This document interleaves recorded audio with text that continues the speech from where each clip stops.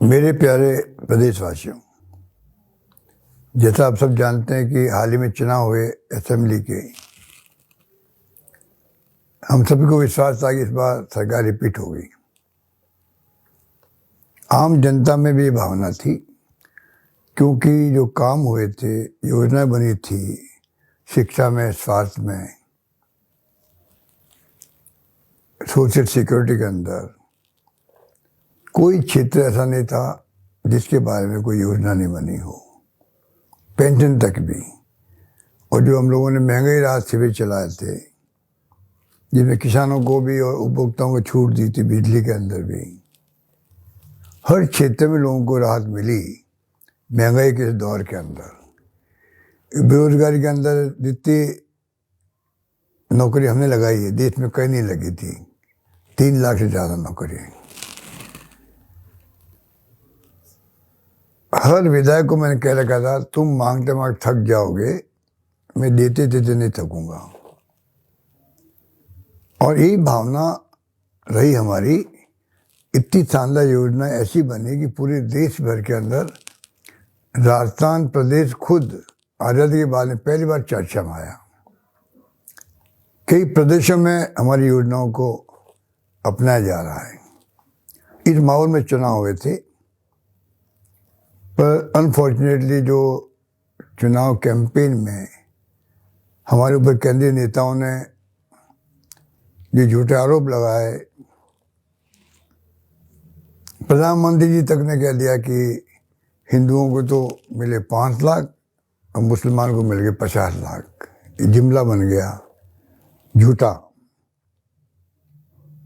जबकि जितना हमने ध्यान रखा, हत्याकांड हुआ था कन्हैयालाल का, उसके अंदर 2 घंटे में पकड़ लिए मुलजिम हम लोगों ने।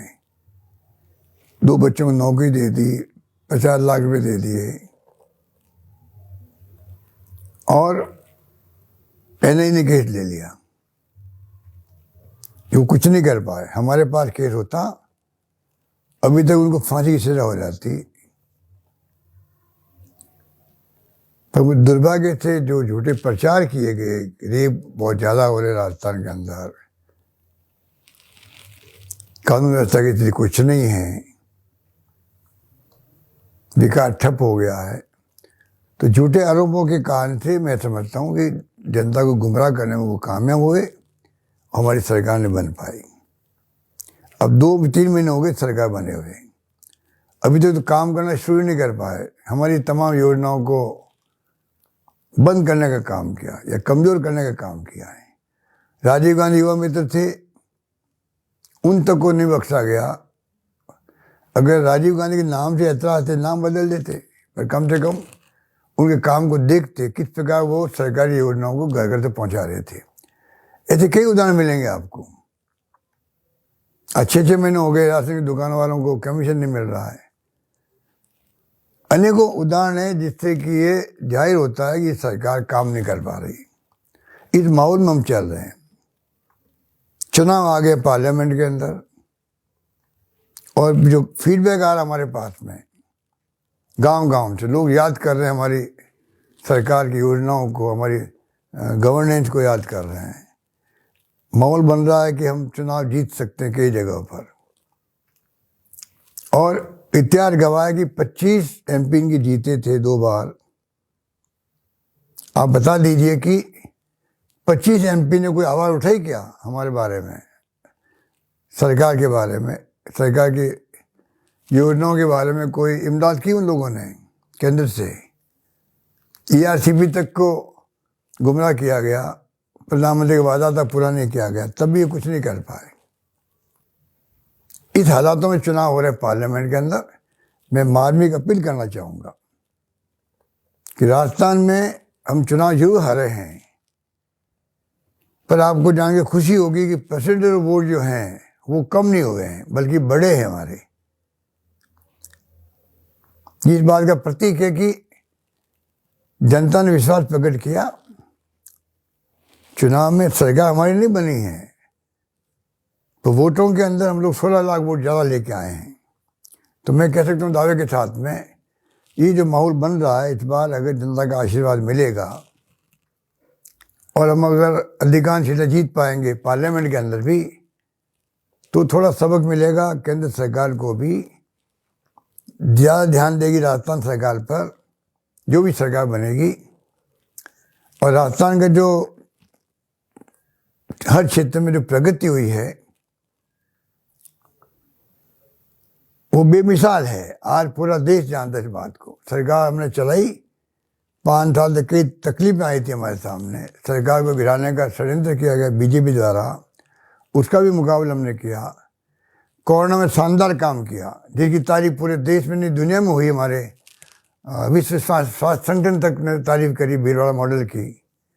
तो राजस्थान ने कोई काम कम नहीं किए हैं, हर क्षेत्र में काम किए हैं, गुड गवर्नेंस दी है। अब लोग याद करते हैं। मैं मार्मिक अपील करना चाहूँगा प्रदेशवासियों से, मतदाताओं से, इस बार आप सब एकजुट होकर के कांग्रेस के उम्मीदवारों को आप कामयाब करें, उनको आशीर्वाद दें।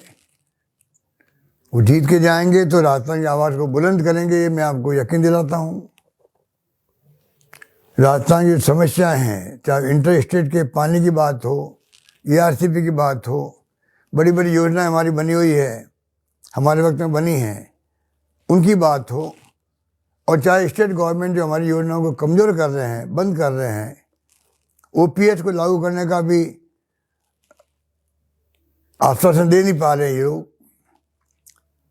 मैं समझता हूँ तमाम योजना हमारी, तमाम हमारी घोषणाओं को पूरा करवाएंगे। वो सुनिश्चित करने के लिए संघर्ष करेंगे जरूरत पड़ी तो।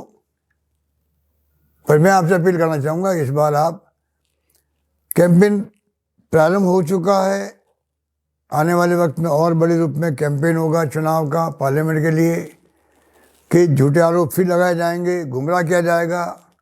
आपसे मेरी अपील है, मार्मिक अपील है, कृपा करके आप इस बार कांग्रेस के उम्मीदवारों को आशीर्वाद दें, उनको कामयाब करें। और मैं आपसे वादा करता हूँ, गारंटी देता हूँ आपको, कि प्रदेश कांग्रेस कमेटी और हम सब मिलकर के, नेता प्रतिपक्ष असेंबली के अंदर, प्रदेश कांग्रेस कमेटी असेंबली के बाहर, हम सब मिलकर के गवर्नमेंट चाहे बीजेपी की बन गई हो, इतना दबाव बनाएंगे कि आपकी तमाम योजनाओं को लागू करवाएंगे, बेनिफिशियरी को लाभ मिलता रहे, ये सुनिश्चित करेंगे। और स्टेट के इंटरेस्ट को हम लोग केंद्र के अंदर भी दबाव बना के हम लोग कामयाब होंगे, ये मैं आपको यकीन दिलाता हूँ। यही बात कहता हूँ, मैं आपको पुनः अपील करूँगा आपको कि कृपा करके आप इस बार कोई कमी नहीं रखें, कांग्रेस को कामयाब करें। यही बात कहता हूँ, मैं अपनी बात समाप्त करता हूँ। धन्यवाद। जय हिंद।